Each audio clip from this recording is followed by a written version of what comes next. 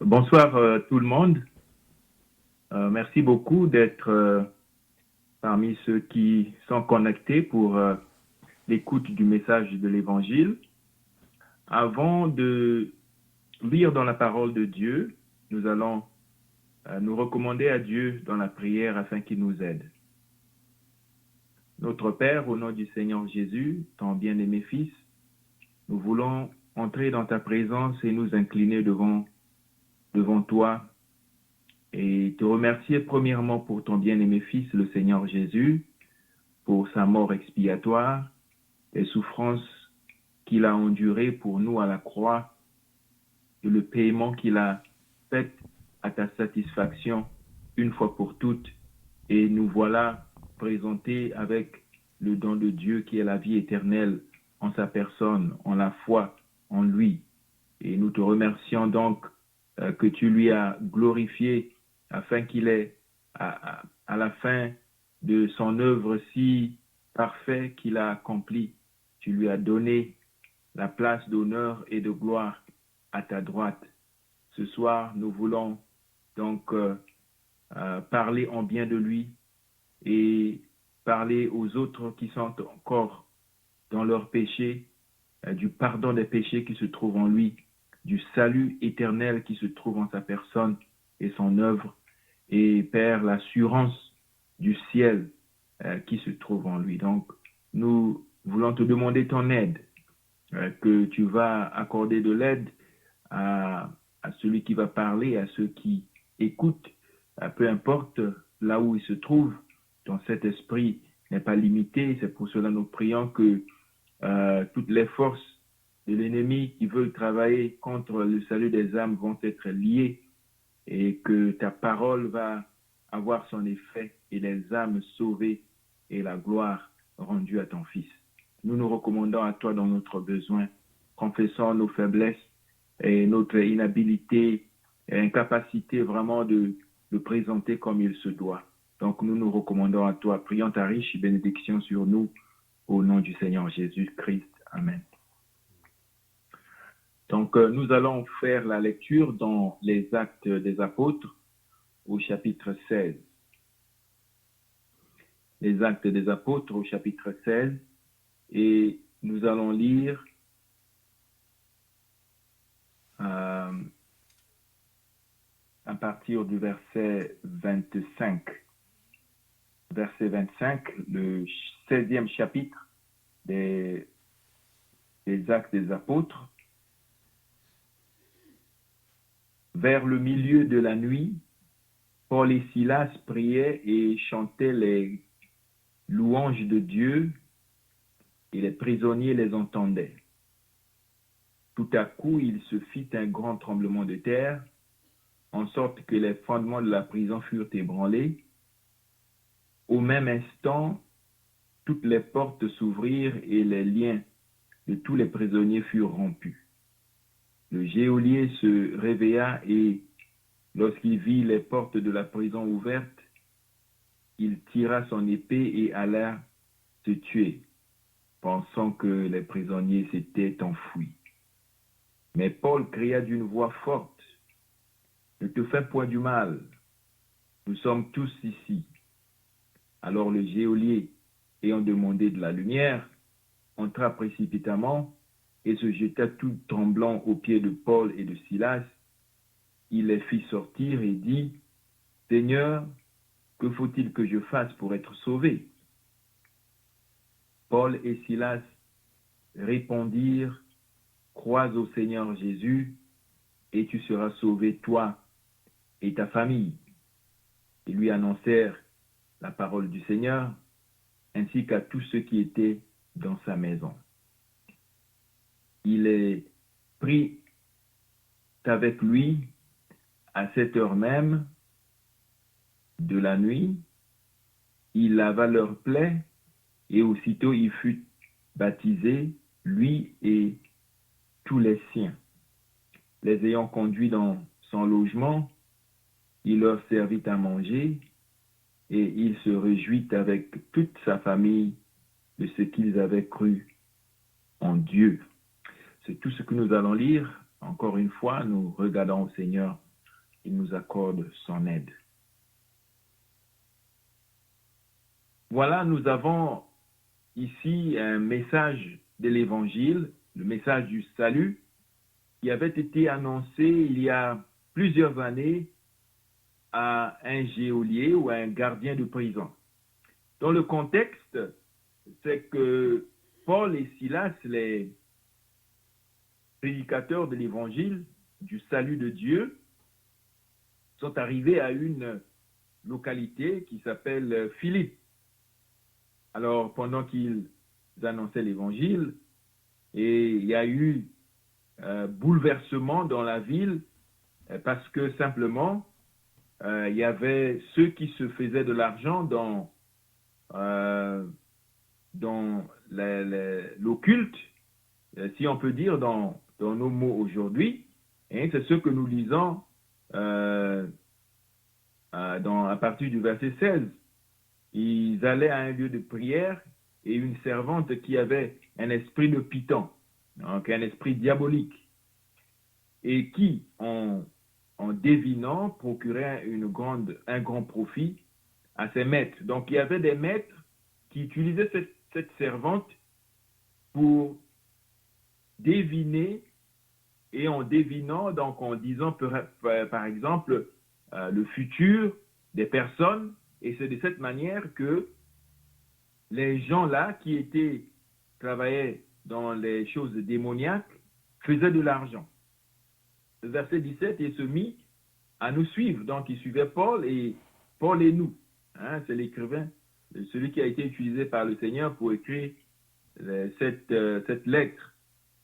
Elle criait, donc cette femme qui était possédée de l'esprit de Python, elle criait, ces hommes sont des serviteurs de Dieu, du Dieu très haut, et ils nous annoncent la voie du salut. Elle fut cela pendant plusieurs jours. Donc, elle suivait l'apôtre Paul et les autres, et finalement l'apôtre Paul, fatigué, se tourna et dit à l'esprit, je t'ordonne, au nom de Jésus-Christ, de sortir d'elle. Et il sortit à l'heure même. Donc l'esprit de Python qui animait la femme et qui voulait distraire ou bien se camoufler, parce qu'en disant que ces hommes sont des serviteurs du Dieu très haut, c'était vrai, mais ça veut dire que le mensonge qu'elle faisait avant ou les divinations qu'elle faisait avant pouvaient être crues par les hommes que c'était vrai. Donc il fallait que le Seigneur arrête cela. Et à travers Paul l'a arrêté, l'esprit est sorti. Alors, quelle serait la réaction des maîtres? Les maîtres de la servante, voyant disparaître l'esprit de leur gain, donc là où ils faisaient de l'argent, maintenant ils n'en peuvent plus. Parce que finalement, l'esprit est sorti. Et ils n'étaient pas contents, bien entendu, parce que leur source de revenus a été bouleversée, l'esprit a été chassé, et la femme est libérée de cet esprit. Le verset 20, et finalement, qu'est-ce qu'ils ont fait? Ils se saisirent de Paul et de Silas et les traînèrent sur la place publique devant les magistrats. Les présentèrent aux prêteurs en disant, ces hommes troublent notre ville. Ce sont des Juifs qui annoncent des coutumes qui ne nous est permis ni de recevoir ni de suivre à nous qui sommes romains. Alors voilà le mensonge que ces hommes, animés par l'esprit diabolique, et maintenant la servante libérée, ils ont fomenté quelque chose qui n'est pas vrai. Alors, ce n'était pas bouleverser la ville, c'est plutôt leur commerce et leur activité diabolique qui a été bouleversée. La foule se souleva aussi contre eux, donc le verset 22, et les prêteurs ayant fait arracher leurs vêtements, ordonnèrent qu'on leur batte de verge, donc ils les ont battus. Après qu'on les eut chargés de coups, ils les jetèrent en prison en recommandant au geôlier, donc le gardien de la prison, ayant reçu cet ordre, les jeta dans la prison intérieure et leur mit les ceps aux pieds. Voilà le contexte de ce qui était arrivé. Alors donc, maintenant le prédicateur de l'évangile, Paul et Silas, se trouvent en prison. les pieds dans les ceps, donc les pieds vraiment coincés dans les morceaux de bois qui mettaient les prisonniers pour les empêcher de marcher, bien entendu, donc les empêcher de s'évader. Vers le milieu de la nuit, c'est là que nous avons commencé notre lecture. Vers le milieu de la nuit, à minuit, Paul et Silas priaient et chantaient les louanges de Dieu. Ah, voilà les prédicateurs de l'Évangile qui connaissent le pardon de leurs péchés pendant qu'ils sont en prison, dans la prison intérieure, et sans doute pas de lumière, et peut-être le froid. Et voilà qu'ils étaient en train de prier et chanter les louanges de Dieu. Les prisonniers les entendaient. Hein, l'Esprit de Dieu nous parle de ça parce que il y avait une raison bien spécifique que Dieu a permis que les prédicateurs de l'Évangile puissent se trouver dans la prison intérieure avec les prisonniers. C'est pour que ces prisonniers, eux aussi, puisqu'ils ne pouvaient pas être dehors dans la ville de Philippe pour entendre l'Évangile, le beau message de Dieu qui délivre les pécheurs de leurs péchés, qui les assure une place au ciel, les arrache de descendre vers les flammes de l'enfer et du lac de feu. Ces prisonniers avaient besoin de l'Évangile. Cher ami, toi aussi, ce soir, tu as besoin de l'Évangile. C'est pour cela que Dieu a arrangé les circonstances, que toi, tu puisses écouter ce soir. Peut-être que ce n'est pas la première fois, peut-être que c'est la première fois d'écouter le message du salut de Dieu. Non seulement que c'est les prisonniers qui avaient besoin d'écouter l'Évangile, mais c'est qu'il y avait aussi le geôlier qui avait besoin d'écouter l'Évangile. Peut-être qu'il avait déjà écouté l'Évangile lorsque c'était prêché dans les rues de Philippe. Mais c'est fort possible que lui, si c'était pour la première fois, lui aussi, à un certain moment, il avait écouté le message de l'Évangile. Mais c'est possible, fort possible qu'il avait déjà écouté le message de l'Évangile. Tout à coup, le verset 6, il se fit un grand tremblement de terre, en sorte que les fondements de la prison furent ébranlés, au même instant, toutes les portes s'ouvrirent et les liens de tous les prisonniers furent rompus. Dieu a intervenu à minuit. Dieu a envoyé un tremblement de terre et il a secoué les fondements de la prison.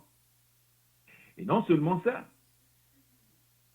les chaînes des prisonniers, les liens de tous les prisonniers, ou les ceps, furent rompus et les portes, disons là les portes, et toutes les portes s'ouvrirent.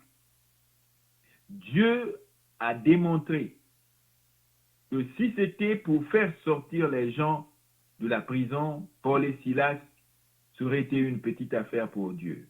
Mais Dieu a toujours quelque chose de bien pour les âmes des pécheurs. C'est le salut de Dieu, cher ami. Et sans doute, Dieu a déjà fait intervenir des événements sérieux dans ta vie. Et peut-être au moment où même Dieu te parle à travers sa parole maintenant, il y a eu des événements dans ta vie qui t'ont secoué. Dieu t'a parlé. Et Dieu ne prend pas plaisir au mal qui se trouve dans le monde, mais Dieu permet les circonstances pour te parler. Et ici, Dieu a parlé très fort. Non seulement aux geôliers, mais aux prisonniers qui étaient avec Silas, Paul et Silas.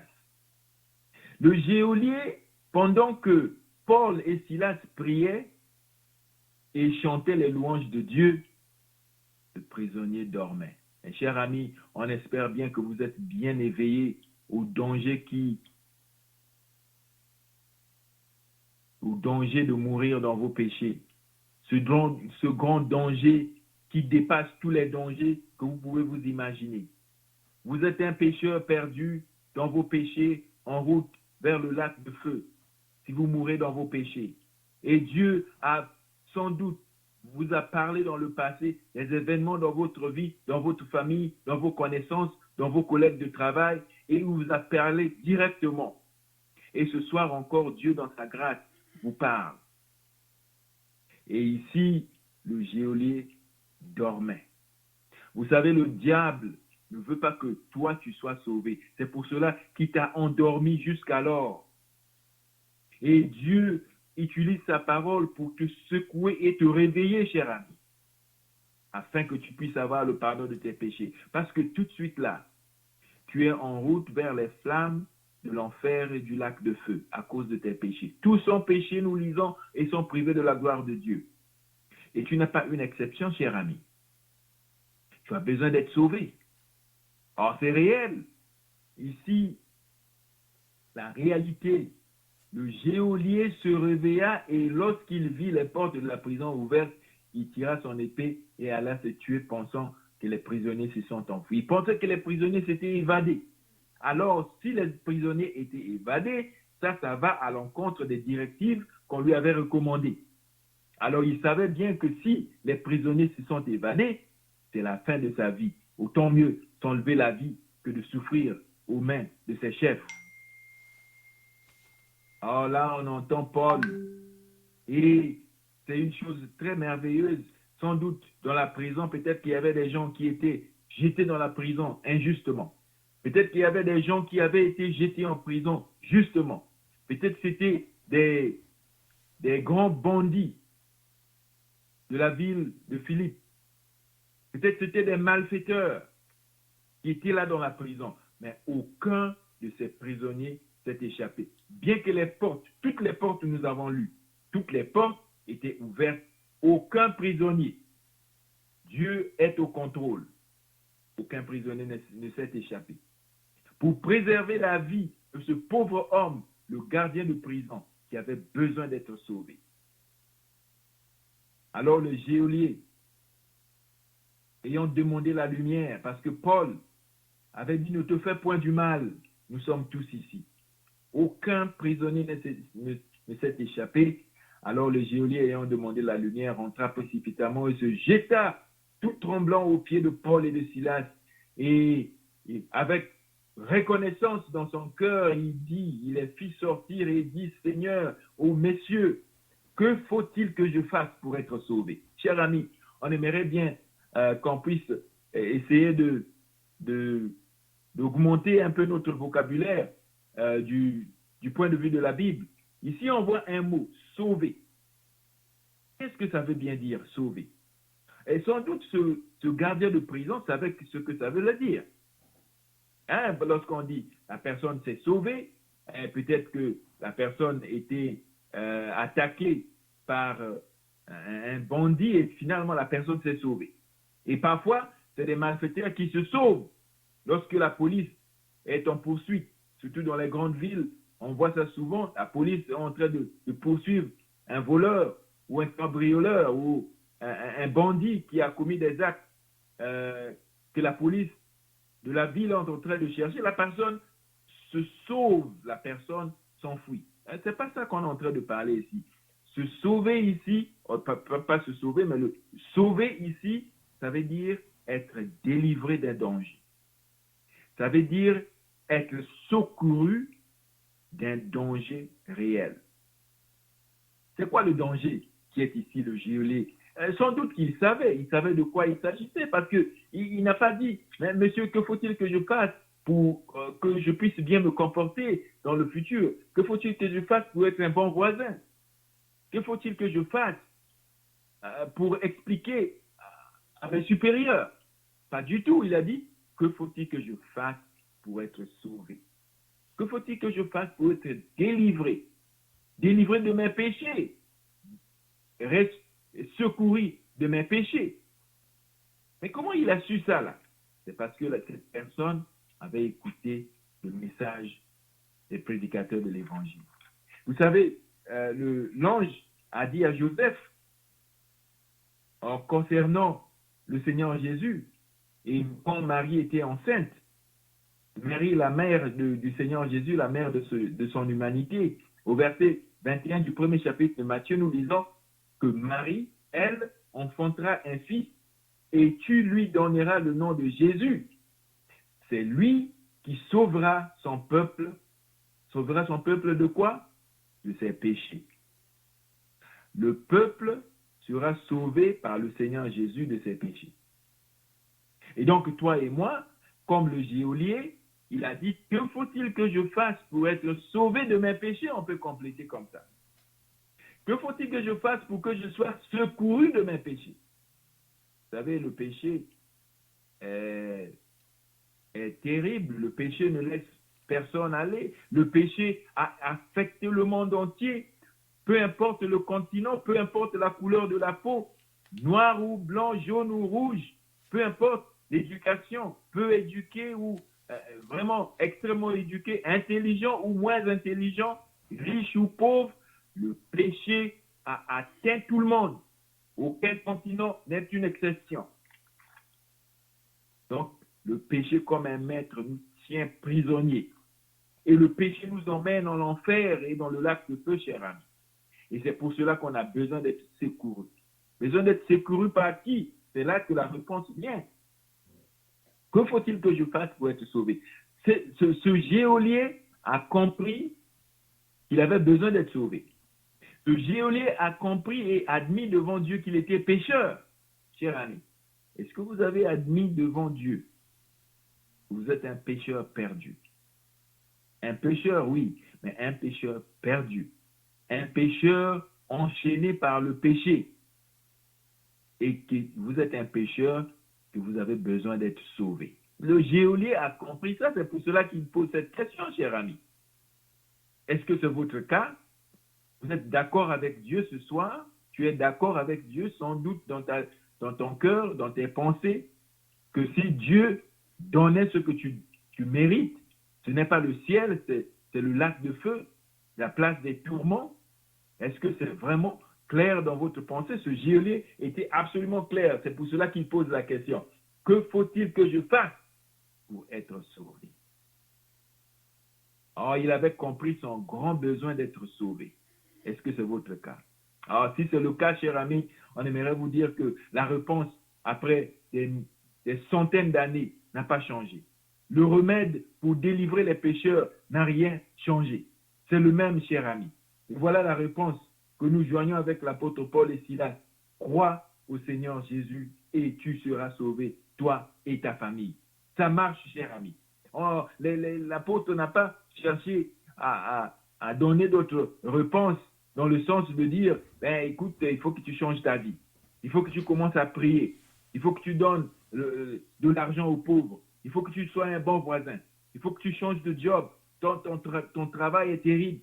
Il faut que tu nous joignes dans notre religion. Pas du tout, cher ami.